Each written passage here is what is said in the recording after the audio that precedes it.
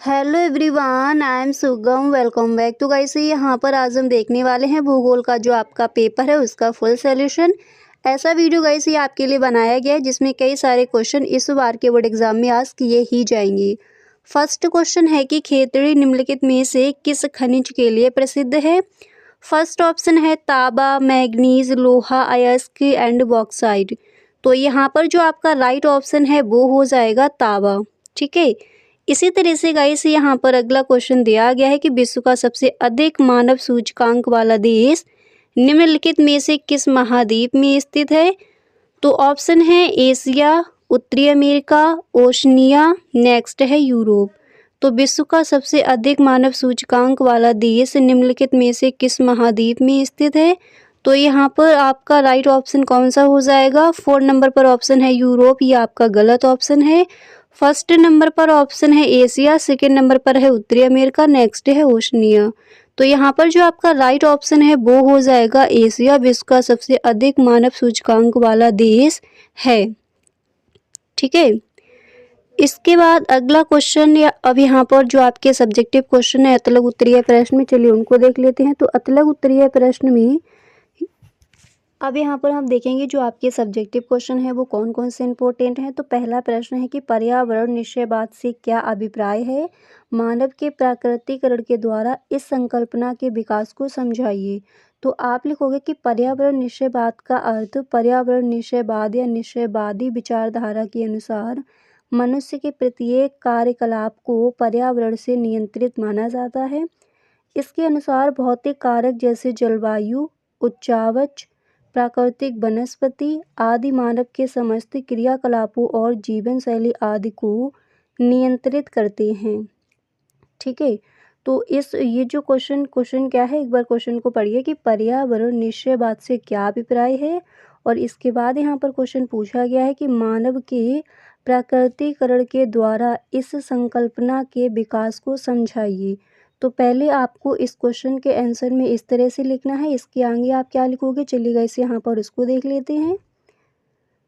इसके बाद यहाँ पर आप लिखोगे कि मानव के प्राकृतिकरण के द्वारा पर्यावरण निश्चयवाद की संकल्पना का विकास। और इतना लिखने के बाद यहाँ पर गाइस आगे आपको क्या करना है चलिए उसको देख लेते हैं। आगे आप लिखोगे कि मानव के प्राकृतिकरण के द्वारा मनुष्य अपने भौतिक पर्यावरण के साथ तकनीकी ज्ञान की सहायता से पारस्परिक संबंध रखता है।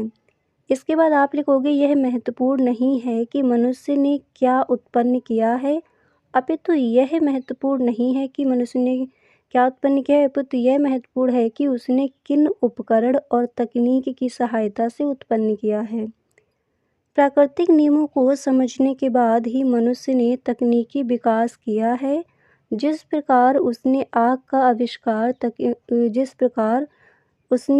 का आविष्कार किया है उसी प्रकार डीएनए की जानकारी से अनेक रोगों का पता चलता है। इतना लिखने के बाद डीएनए की जानकारी से अनेक रोगों का पता चलता है। इतना लिखने के बाद यहाँ पर आप लिखोगे कि मनुष्य एक प्रकार से प्रकृति का दास कहलाता है। प्रकृति के अनुसार ही वह अपने आप को बनाता है। और इसके बाद यहाँ पर आप लिखोगे कि आदि मानव समाज तथा प्रकृति की शक्ति को पर्यावरण निश्चयवाद कहा जाता है। और इसके बाद यहाँ पर आपको थोड़ा और लिखना है। आप लिखोगे प्रकृति की शक्ति को पर्यावरण निश्चयवाद कहा जाता है। इसके बाद आपको लिखना है कि यही मनुष्यता का प्राकृतिकरण था। तो आई होप इस क्वेश्चन का आंसर आपको अच्छे से क्लियर हो गया होगा। इसी तरह से यहाँ पर नेक्स्ट क्वेश्चन क्या है चलिए गाइस उसको देख लेते हैं। तो नेक्स्ट क्वेश्चन है कि तृतीय क्रियाओं के 2 उदाहरण दीजिए। तृतीय क्रियाओं के 2 उदाहरण ये हैं, ये आप लिखोगे फर्स्ट बैंकिंग, दूसरा परिवहन। इसके बाद यहाँ पर आपको और लिखना है कि तृतीय क्रियाओं के कुछ और उदाहरण जैसे वित्त, दूरसंचार, व्यापार, स्वास्थ्य सेवा, शिक्षा, आतिथ्य, मनोरंजन, बीमा, प्रशासन। और इसके बाद इसमें आपको लिखना है कि तृतीय क्रियाओं को सेवा क्षेत्र भी कहते हैं। ये क्रियाएं प्राथमिक और द्वितीयक क्षेत्रों को सेवा कार्य द्वारा सहयोग प्रदान करती हैं। तो क्वेश्चन क्या है कि तृतीय क्रियाओं के 2 उदाहरण दीजिए। तो फर्स्ट यहाँ पर आपने देखा किस तरह से लिखना है। और यहाँ पर आप देख रहे हो आपको हेडिंग डाली है कि तृतीयक क्रियाओं के कुछ और उदाहरण। तो और उदाहरण क्या है उनको भी यहाँ पर आपने देख लिया, जैसे वित्त, दूरसंचार, व्यापार, स्वास्थ्य सेवा, शिक्षा, आतिथ्य, मनोरंजन, बीमा, प्रशासन। ठीक है। इसी तरह से यहाँ पर आपका नेक्स्ट क्वेश्चन है कि प्रकीर्ण बस्ती से क्या तात्पर्य है। तो यहाँ पर आप लिखोगे कि प्रकीर्ण बस्ती ऐसी बस्ती होती है जिसमें घर दूर दूर होते हैं। इन बस्तियों को ग्रामीण क्षेत्रों में शामिल किया जाता है। और इतना लिखने के बाद यहाँ पर आप लिखोगे कि प्रकीर्ण बस्तियों को एकाकी बस्ती भी कहा जाता है। ये आपको ध्यान रखना है कि प्रकीर्ण बस्तियों को एकाकी बस्ती भी कहा जाता है। इसी तरह से आगे आप लिखोगे कि प्रकीर्ण बस्तियों की विशेषताएं, और ये आप हेडिंग डालने के बाद इसमें आप लिखोगे इन बस्तियों में घर और झोपड़ियाँ एक दूसरे से बहुत दूर होती हैं। ये बस्तियाँ अक्सर खेतों से अलग थलग होती हैं। ये बस्तियाँ पहाड़ी क्षेत्रों, घने जंगलों और अत्यधिक जलवायु वाले क्षेत्रों में पाई जाती हैं। इसके बाद आप लिखोगे ये बस्तियाँ एक सांस्कृतिक आकृति जैसे कि पूजा स्थल या बाजार एक साथ जोड़ता है। तो क्वेश्चन आपका क्या पूछा गया है। क्वेश्चन यहाँ पर पूछा गया है कि प्रकीर्ण बस्ती से क्या तात्पर्य है। तो यहाँ पर आपने देखा प्रकीर्ण बस्ती क्या है, इसके बाद आपने यहाँ पर देखा प्रकीर्ण बस्तियों की विशेषताएं क्या है, इसके बाद यहाँ पर हम देखेंगे भारत में प्रकीर्ण बस्तियों का स्वरूप। इसमें आप लिखोगे भारत में प्रकीर्ण या एकांकी अधिवास का स्वरूप अलग अलग झोपड़ियों या बस्तियों या दूर दराज के जंगलों में कुछ झोपड़ियों के रूप में दिखाई देता है। जैसे मेघालय, उत्तराखंड, हिमाचल प्रदेश और केरल के कई क्षेत्रों में इस प्रकार के अधिवास हैं। इसके बाद यहाँ पर आपका नेक्स्ट क्वेश्चन आप यहाँ पर देख सकते हो कि जनसंख्या प्रवास के दो प्रमुख रूपों का वर्णन कीजिए। तो सबसे पहले आप लिखोगे कि जनसंख्या प्रवास के दो प्रमुख रूप अंतर्राष्ट्रीय प्रवास और आप लिखोगे कि आंतरिक प्रवास। अब दोनों को देख लीजिए डिटेल में। अंतर्राष्ट्रीय प्रवास क्या है, आप लिखोगे जब लोग किसी दूसरे देश में कम से कम समय के लिए रहने के लिए अपने देश की सीमाओं को पार करते हैं तो इसे अंतर्राष्ट्रीय प्रवास कहते हैं। इसके बाद यहाँ पर आप लिखोगे कि अंतर्राष्ट्रीय प्रवास के तहत लोग किसी देश में स्थायी रूप से बसने के लिए भी जा सकते हैं। और इसके बाद यहाँ पर आपको लिखना है कि अंतर्राष्ट्रीय प्रवास के तहत लोग किसी देश से दूसरे देश में जाने के लिए उत्प्रवास और आव्रजन करते हैं। तो यहाँ पर क्या पूछा गया है कि जनसंख्या प्रवास के दो प्रमुख रूपों का वर्णन कीजिए। तो फर्स्ट यहाँ पर आपने क्या देखा, अंतर्राष्ट्रीय प्रवास। इसके बाद सेकंड आपका था आंतरिक प्रवास। तो चलिए गाइस यहाँ पर हम देख लेते हैं कि आंतरिक प्रवास क्या है। आपको हेडिंग डाली है आंतरिक प्रवास और इसमें आप लिखोगे जब लोग एक ही देश के भीतर चले जाते हैं तो इसे आंतरिक प्रवास कहते हैं। और इसके बाद यहाँ पर आप लिखोगे कि आंतरिक प्रवास के तहत लोग किसी देश के भीतर एक स्थान से दूसरे स्थान पर जाते हैं। इतना लिखने के बाद इसमें आपको लिखना है कि आंतरिक प्रवास के तहत लोग अपने परिवार के साथ भी किसी और जगह जा सकते हैं। तो यहाँ पर क्वेश्चन था कि जनसंख्या प्रवास के दो प्रमुख रूपों का वर्णन कीजिए, यहाँ पर आपने देख लिया। इसी तरह से गाइस अगला क्वेश्चन क्या है उसको देख लेते हैं। नेक्स्ट है भारत के दो औद्योगिक नगरों के उदाहरण दीजिए। तो यहाँ पर आपको लिखना है कि भारत के कुछ प्रमुख औद्योगिक नगर ये रहे, जैसे मुंबई, कोलकाता और चेन्नई, भिलाई, रायपुर, नेक्स्ट है कोरबा और इसके बाद नेक्स्ट है भिवंडी। इसके बाद यहाँ पर नेक्स्ट आप देख सकते हो जमशेदपुर। तो भारत के किन्हीं दो औद्योगिक नगरों के उदाहरण यहाँ पर पूछे गए थे। इसमें गाइस थोड़ा और देख लीजिए। आप लिखोगे भारत के कुछ औद्योगिक क्षेत्र ये रहे हैं, जैसे मुंबई पुणे औद्योगिक क्षेत्र, कोलकाता हावड़ा औद्योगिक क्षेत्र, हुगली औद्योगिक क्षेत्र, छोटा नागपुर औद्योगिक क्षेत्र। नेक्स्ट आप लिखोगे विशाखापत्तनम गुंटूर औद्योगिक क्षेत्र और इसके बाद यहाँ पर आपको लिखना है गुड़गांव दिल्ली मेरठ औद्योगिक क्षेत्र। इसके बाद नेक्स्ट यहाँ पर आप लिखोगे कि कोलम तिरुमपुर औद्योगिक क्षेत्र। इसके बाद आपको लिखना है कि बेंगलुरु तमिलनाडु औद्योगिक क्षेत्र। और इसके बाद गाइस आप यहाँ पर लिखोगे कि अहमदाबाद बड़ौदा औद्योगिक क्षेत्र। तो क्वेश्चन यहाँ पर आपसे पूछा गया था कि भारत के 2 औद्योगिक नगरों के उदाहरण दीजिए। तो यहाँ पर आपने कई सारे देख लिए हैं और इस आंसर में कुछ और भी आपने यहाँ पर देखा।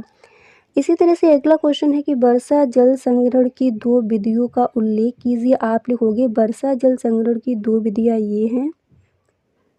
तो कौन कौन सी हैं? आप लिखोगे कि छत से प्राप्त वर्षा जल को इकट्ठा करना, खाली जमीन पर तालाब बनवाना। वर्षा जल संग्रहण के फायदे देखिए कि साल भर पीने के पानी उपलब्ध रहता है, कृषि के लिए सिंचाई का पानी मिलता है, जल स्तर के गिरने की समस्या से निजात मिलती है। और नेक्स्ट यहाँ पर आप लिखोगे कि संयुक्त सीवर नेटवर्क में प्रवेश करने वाले तूफानी पानी को रोका जा सकता है। तो वर्षा जल संग्रहण की 2 विधियों का उल्लेख कीजिए, वहाँ पर इस तरह से आप लिख कर आओगे।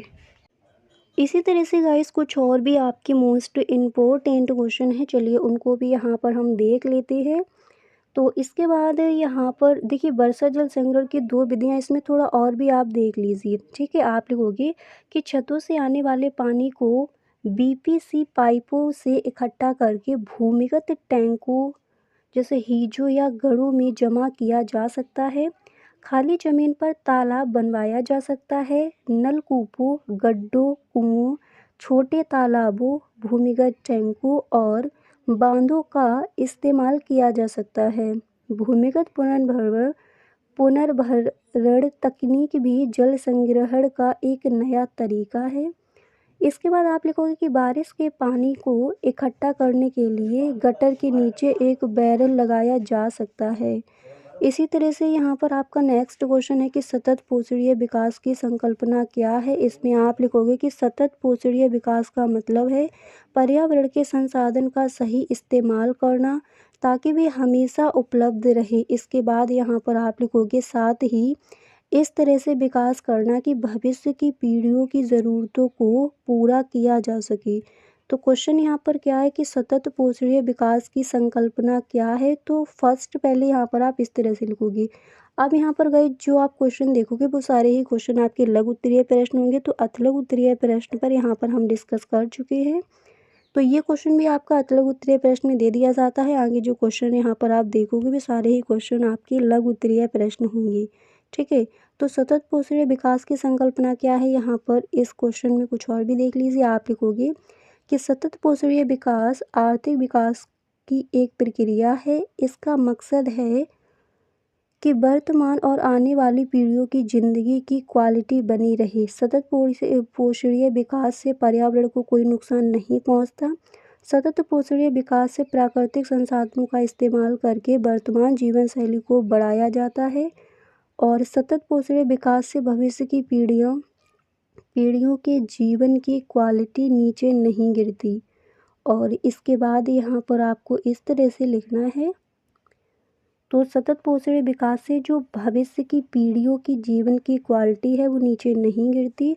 और नेक्स्ट यहाँ पर आपको लाइन लिखनी है कि सतत पोषणीय विकास में पर्यावरण, अर्थव्यवस्था और समाज के बीच संतुलन हासिल करना ज़रूरी है।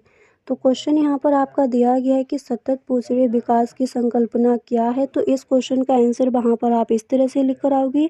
इसके बाद कुछ और भी आपके क्वेश्चन हैं यहाँ पर गाइस, उनको भी देख लीजिए। इस क्वेश्चन के बाद नेक्स्ट क्वेश्चन है कि भारत में जनसंख्या वृद्धि की क्षेत्रीय भिन्नता को उचित उदाहरण के साथ स्पष्ट कीजिए।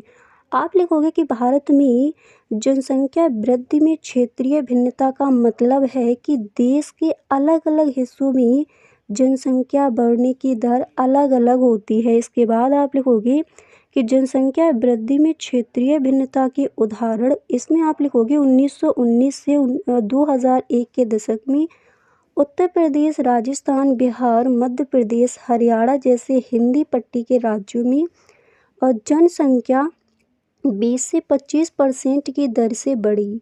वहीं गोवा, तमिलनाडु, केरल, कर्नाटक जैसे दक्षिणी राज्यों में और इस तरह से लिखोगे दक्षिणी राज्यों में जनसंख्या 20% से ज़्यादा नहीं बढ़ी। और इसके बाद आपको लिखना है कि केरल में सबसे कम जनसंख्या वृद्धि दर 9.4% दर्ज की गई। तो क्वेश्चन आपका क्या दिया गया है, तो इतना पहले इस क्वेश्चन के आंसर में आप लिखोगे। इसके आगे कुछ और भी आपको लिखना है, चलिएगा उसको भी यहाँ पर हम देख लेते हैं। इसके आगे आप लिखोगे 2001 से 2011 के दशक में सभी राज्यों और केंद्र शासित प्रदेशों में जनसंख्या वृद्धि दर पिछले दशक की तुलना में कम रही। चाहे सबसे ज़्यादा आबादी वाले राज्यों जैसे उत्तर प्रदेश, महाराष्ट्र, बिहार, पश्चिम बंगाल, आंध्र प्रदेश और मध्य प्रदेश में भी 1991 से 2001 की तुलना में 2001 से 2011 में जनसंख्या वृद्धि दर कम रही। तो क्वेश्चन यहाँ पर आपका क्या पूछा गया है, क्वेश्चन पूछा गया कि भारत में जनसंख्या वृद्धि की क्षेत्रीय भिन्नता को उचित उदाहरण के साथ स्पष्ट कीजिए। तो यहाँ पर पहले आप इस तरह से लिख कर आओगे। इसके बाद कुछ और भी आपके क्वेश्चन हैं, उनको देख लीजिए। नेक्स्ट है कि गहन निर्वाह कृषि की विवेचना कीजिए। आप लिखोगे गहन निर्वाह कृषि जमीन के छोटे टुकड़े पर ज़्यादा मेहनत करके खेती करने का तरीका है। इसका मकसद जमीन के कम हिस्से से ज़्यादा उत्पादन लेना होता है। यह कृषि आमतौर पर घनी आबादी वाले इलाकों में की जाती है। तो क्वेश्चन यहाँ पर किस तरह से पूछा गया कि गहन निर्वाह कृषि की विवेचना कीजिए। तो फर्स्ट गाइस इस क्वेश्चन के आंसर में पहले आपको इस तरह से लिखना है। इतना लिखने के बाद कुछ और भी आपको यहाँ पर लिखना है, क्योंकि यह आपका एक लघु उत्तरीय प्रश्न है।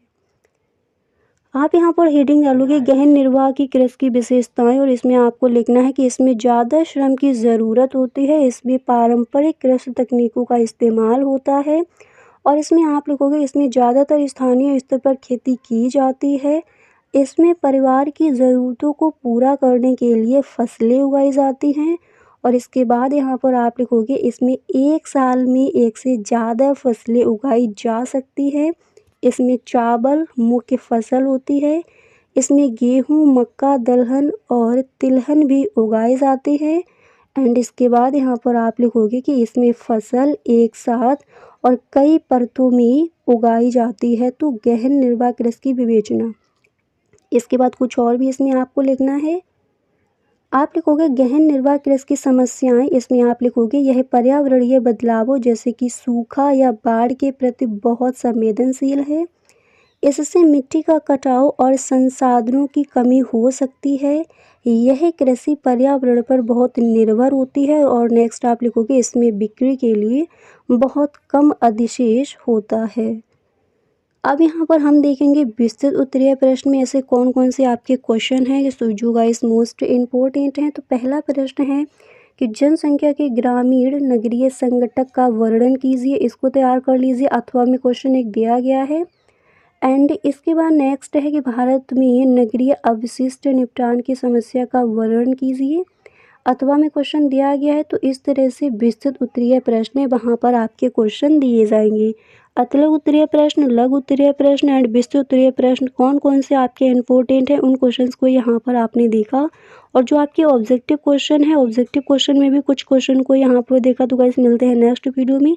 अगर ये वीडियो आपको पसंद आया है तो please tell me in the comment box. आप हमें कमेंट बॉक्स में ज़रूर बताएं।